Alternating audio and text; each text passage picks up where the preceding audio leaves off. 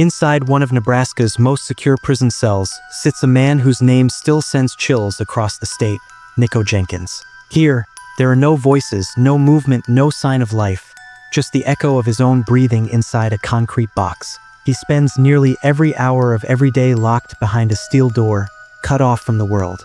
The silence that surrounds him isn't peace, it's punishment. This is where Nikko has lived since his arrest in 2013, after a series of brutal murders that left 4 innocent people dead in just 10 days.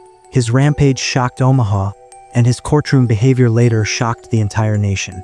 But even that chaos could not prepare anyone for the reality of what his life would become once the cell door closed behind him. And before we continue, there's something important you should know. Many YouTube videos claim that Nikko Jenkins has already been executed, but that's completely false. He's still alive, still on death row, and still enduring a reality far worse than any execution. Those videos are just clickbait made to grab views, not the truth. What you're about to hear is what's really happening behind those prison walls. Today, Jenkins wakes up to nothing but the cold hum of the ventilation system and the dull glow of fluorescent light that never truly goes out. There's no freedom, no human contact, only the sound of his own thoughts, which seem to grow louder each day. Some say this is justice. Others say it's worse than death itself. And as we go inside his world, you'll see exactly why. For Nikko Jenkins, life behind bars isn't living at all. It's surviving inside a mind that's already halfway gone. But this nightmare didn't begin the moment he arrived at prison. It began the second the cell door closed behind him. After his sentencing, Nikko Jenkins was transferred to the Nebraska State Penitentiary, where the state's most dangerous and mentally unstable inmates are held. From the moment he arrived, prison officials knew this wouldn't be a normal confinement. Jenkins wasn't just another inmate. He was a man who claimed that ancient Egyptian gods commanded him to kill, and his unpredictable behavior made him a constant security threat. He was placed under strict solitary confinement, away from the general population. His bare, cold, and windowless cell became both his world and his punishment. Each day begins the same way. A correctional officer slides a tray of food through a narrow slot in the steel door, followed by a brief visual check to ensure he's still alive. That's his only contact with another human. Over time, this isolation started to shape him even more. Reports from staff describe Jenkins pacing endlessly, shouting to himself, and sometimes covering his cell walls with strange writings and drawings. He complained of hearing voices and claimed spirits were visiting him at night. The prison psychologists monitored him closely, but his condition didn't improve, it worsened. Even inside the system, Jenkins stood apart. His aggression, delusions, and constant outbursts made it impossible for officials to integrate him anywhere else. So, they kept him in near total isolation, 23 hours a day in a cell no bigger than a walk-in closet. The 1 hour he's allowed outside is spent alone, surrounded by fences topped with razor wire. For Nikko, this became his version of the outside world, an open cage under the sky that feels no different from being trapped inside. What nobody realized then was that this isolation wouldn't just contain him, it would break him. Life inside that small, dimly lit cell began to take a toll on Nikko Jenkins's mind. Already struggling with severe mental health issues before his imprisonment, isolation pushed him deeper into psychological chaos. Days blurred into nights, and reality started to dissolve into the voices he claimed never left him alone. Prison doctors diagnosed him with multiple disorders, including schizophrenia and antisocial personality disorder, but treatment inside a maximum security unit was limited. His daily routine is stripped to the bare minimum. Breakfast arrives before sunrise, usually a tray of cold food that he eats sitting on the edge of his metal bunk. There's no talking, no social interaction, just the sound of steel doors clanging shut across the block. For most of the day, Jenkins paces his cell, muttering or yelling about visions and divine commands. Sometimes he goes silent for hours, staring at the walls as if waiting for something to appear. He's allowed a quick shower alone, under the supervision of guards watching from behind glass. Every move he makes is monitored, every word he speaks is recorded. Even his mail is screened, letters rarely come, and visits are almost non-existent. Over the years, this complete lack of connection has eroded what little stability he had left.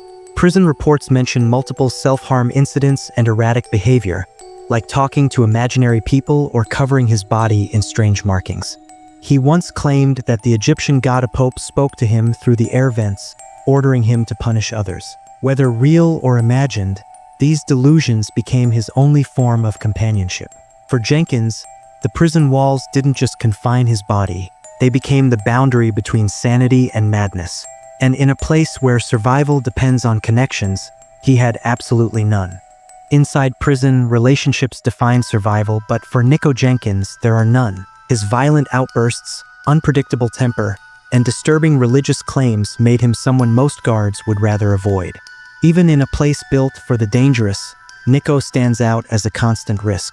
The staff's approach toward him has always been cautious. Officers speak to him only through intercoms or behind heavy doors. When movement is required, like medical checks or showers, he's escorted by multiple guards, often in full restraints. Every step he takes inside that hallway is watched, every action documented. His reputation for violence is enough to keep everyone on alert. Some guards describe him as eerily calm one moment and explosively violent the next. He's known to shout threats, claim divine messages, or refuse basic orders. This unpredictable behavior means that most of his interactions are short and mechanical. No small talk, no trust, just procedure. The staff treat him like a bomb that could go off without warning. Over the years, a few psychologists and mental health workers have tried to connect with him. They've noted brief moments where he seemed lucid, speaking intelligently about his case or his beliefs. But those moments never last. Within minutes, he often slips back into his delusions, talking about Egyptian gods or cosmic justice. Other inmates rarely see him, but when they do, during limited movements or court transfers, they keep their distance. Even among killers, Nikko Jenkins is seen as unpredictable, someone better left alone. In the prison system, isolation is supposed to control violence. For Nikko, it's become the only way anyone knows how to handle him. But even maximum security couldn't stop what happened next. Despite the heavy security and isolation, Nikko Jenkins has repeatedly caused chaos inside the Nebraska prison system. His name appears in numerous incident reports, each one describing moments when control slipped and the violence he was known for on the outside resurfaced behind bars. There were times he smeared his own blood on the walls, destroyed his sink and toilet, or flooded the cell block by clogging drains. Guards found him yelling about serpents and gods, claiming he was performing rituals to protect himself from evil spirits. In one instance, he slashed himself with a razor blade, saying he needed to feed the gods who watched over him. For prison officials, these outbursts weren't just bizarre, they were dangerous. Medical staff often had to step in, but Jenkins rarely cooperated. He's refused medication more than once, arguing that it silences the voices he believes are divine. At times, they've had to use restraint chairs or emergency teams to stop him from harming himself or others. Each episode adds another layer of difficulty for those responsible for managing him. Even other inmates talk about him with fear. Word spread through the system that Jenkins isn't human anymore, that he's possessed or untouchable. Some say that when he screams at night, the entire unit goes quiet, as if everyone's waiting for it to stop. These stories only feed the legend of Nikko Jenkins, the inmate who turned his own cell into a battlefield between his mind and the world around him. In a place already designed to strip people down, Jenkins's behavior makes him a prisoner not just of the system, but of himself. No amount of punishment or restraint can reach the chaos that lives inside his head. Yet somehow, through all that chaos, he found the clarity to fight back. Even from behind bars, Nikko Jenkins never stopped fighting the system. After being convicted of 4 murders in 2014, he was sentenced to death, but Jenkins refused to accept it quietly. He began flooding the courts with handwritten motions, appeals, and bizarre letters addressed to judges, attorneys, and even the president. In his filings, he often claimed that the state had failed to treat his mental illness and that he should not be executed because of it. At one point, he tried to fire his legal team and represent himself, insisting that a deity named Apophis guided his actions. Judges described his statements as delusional, yet the legal system had to take them seriously. For years, his mental competency became the center of debate. Was he truly insane or just manipulating the process to delay execution? Experts disagreed, and the cycle of evaluations, hearings, and paperwork continued endlessly. Life on death row for Jenkins is far from what most imagine. He's confined to a tiny single cell, allowed minimal human contact, and kept under constant supervision. Meals are delivered through a slot. Conversations with staff are short and procedural. The isolation is intense. No TV, no personal electronics, just books, a bed, and his thoughts. Prison officials remain on alert, knowing that even routine interactions with Jenkins can turn unpredictable. He's been written up for dozens of rule violations, from verbal threats to self-harm attempts. Over the years, they've transferred him between facilities and medical units, trying to balance punishment with mental health care. Despite being on death row, there's no scheduled execution date. His appeals and mental health assessments have delayed everything indefinitely. For Jenkins, death is promised but not delivered, and in that limbo between life and execution, the punishment only deepens. A life suspended, with no end in sight. And so the years pass, one after another, each one emptier than the last. In the years since his conviction, Nikko Jenkins has become one of the most isolated inmates in Nebraska's prison system. His life now revolves around a few square feet of concrete, where silence is constant and time barely moves. There are no friends, no visitors, and almost no contact with the outside world. The only voices he hears belong to correctional officers issuing brief, mechanical commands through a steel door. Even among other death row inmates, Jenkins stands apart. His unpredictable behavior and violent history make him too dangerous to place near others. Guards approach his cell with caution, and mental health staff only interact through barriers. Over time, the lack of conversation, sunlight, or any normal human exchange has stripped away nearly every trace of emotion.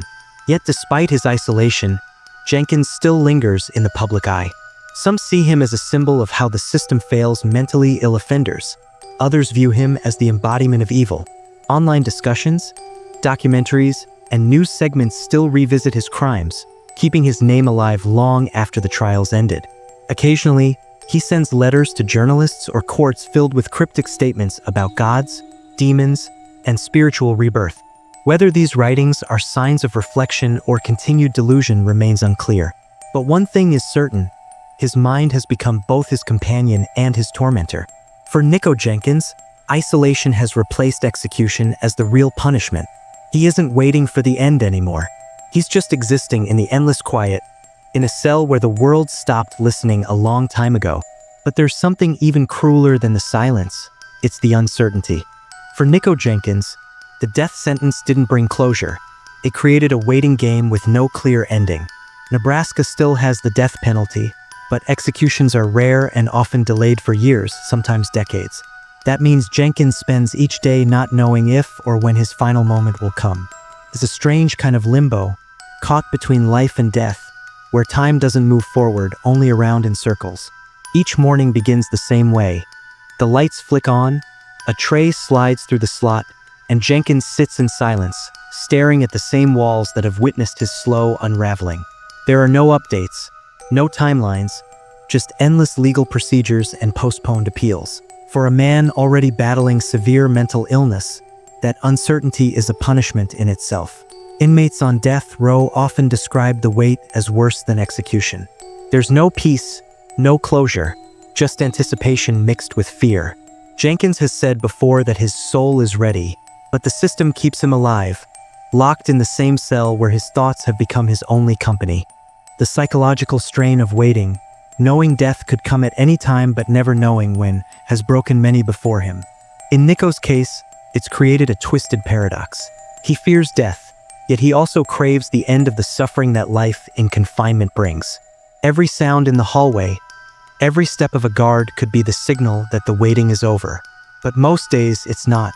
It's just another reminder that, for Nikko Jenkins, the slow march toward execution is more brutal than the act itself. Nikko Jenkins once believed that death would free him from the torment inside his mind. But what he's living now is something far more haunting.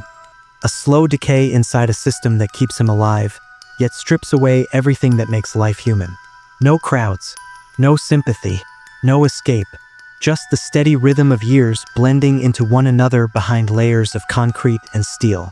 His crimes shocked the world, but his punishment, an endless existence inside isolation, shows what worse than death really means.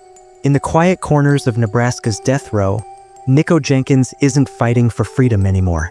He's just trying to hold on to whatever fragments of sanity he has left. What do you think? Is this justice or something far darker? Share your thoughts below, and don't forget to like, share, and subscribe to Crime Shade for more true stories that reveal the harshest sides of punishment and the minds that live within it.